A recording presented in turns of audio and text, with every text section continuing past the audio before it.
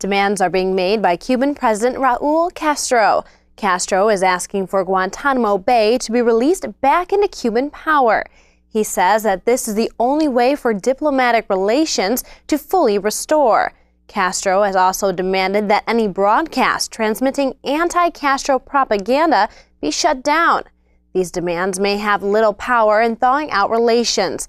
Flights have already been planned for future meetings regarding the establishment of a U.S. embassy and taking Cuba off the U.S. terrorist list. The U.S. State Department and the Cuban Foreign Ministry have both said the restoration of ties will not be turned around. We want to emphasize what we said yesterday, that Jordan is willing to exchange Sajid al-Rishawi with the Jordanian pilot Mu'adh al-Kasasbeh. At this point, we want to emphasize that we have asked for a proof of life from Daesh, and we have not received anything as of yet. We need a proof of life so we can proceed with what we announced yesterday regarding the exchange between Sajid al-Rishawi and the Jordanian pilot. Jordan spokesman Mohammed al-Mamani made that recent statement just before the Islamic State's most recent deadline passed.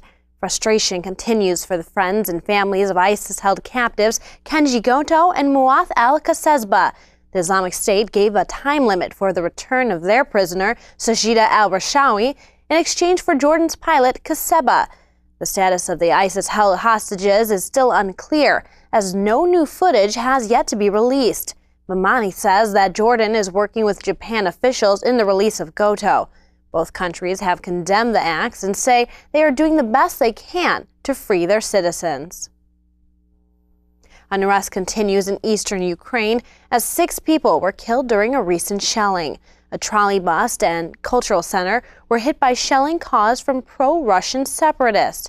Kiev military has yet to make a statement on the attacks. Ukraine, Russia, and rebel leaders are planning to meet with the help of the Organization for Security and Cooperation in Europe. The talks will work to ease the recent outbreak of violence in Ukraine. Since its start, over 5,000 people have died in the Ukraine conflict. Russia has taken a strong stance regarding nuclear arms. A top general for the country announced a multi-billion-dollar plan to modernize its weaponry.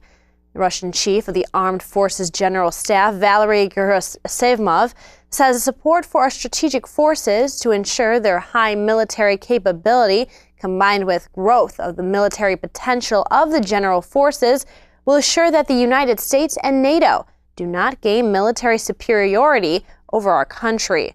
Russia's nuclear operation is kept hidden for the most part, but the military does have about 8,500 warheads, nearly 1,000 more than the U.S. Tensions continue to increase between Russia and NATO as the Ukrainian conflict continues. Viewers tuning in to a Netherlands news station were filled with disappointment. The channel broadcasted a page that read, "In connection with circumstances, no broadcast is available at this time." What those watching didn't know was the pandemonium that was erupting on set. A gunman stormed the station, demanding to go on air. As he stood in front of the camera, he said, "The things that are going to be said, those are very large world affairs. We were hired by the security service." Police stormed the studio and arrested the man.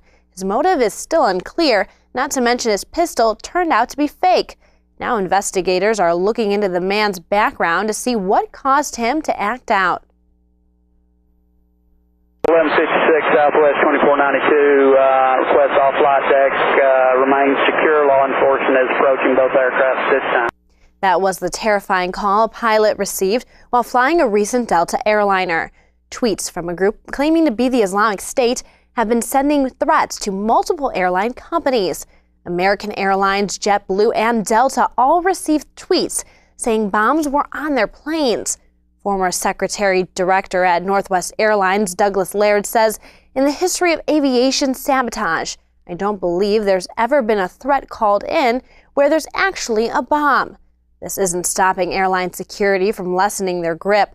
Several flights have been diverted, searched, and evacuated since the start of the threats. The FBI says that an investigation is underway.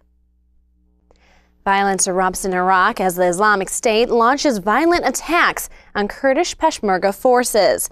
Bombs kill at least 21 people in the Iraqi city of Kirkuk. The most recent attacks come as a surprise, since the area is not a frequent target for ISIS. Over 750 Peshmerga fighters have been killed in clashes with the Islamic State. This prompted the newest rounds of U.S.-led airstrikes. The Kurds have been slowly regaining ground lost previously to ISIS militants, and this has caused an increased rate of violence throughout Iraq. Over 40 dead and dozens of people wounded in southern Pakistan. A bomb was set off in a Shia mosque, causing the roof to collapse. Many of those who perished were trapped under the roof. Witnesses called the scene chaos, as hundreds of people rushed to the scene to help find survivors. The Jundallah militant group has taken responsibility for the attack. The group has been linked in the past to the Taliban and the Islamic State. Many of the group's most recent outburst of violence has been directed at the Shia minority. Pakistan's Prime Minister Nawaz Sharif has ordered an immediate investigation into the bombing.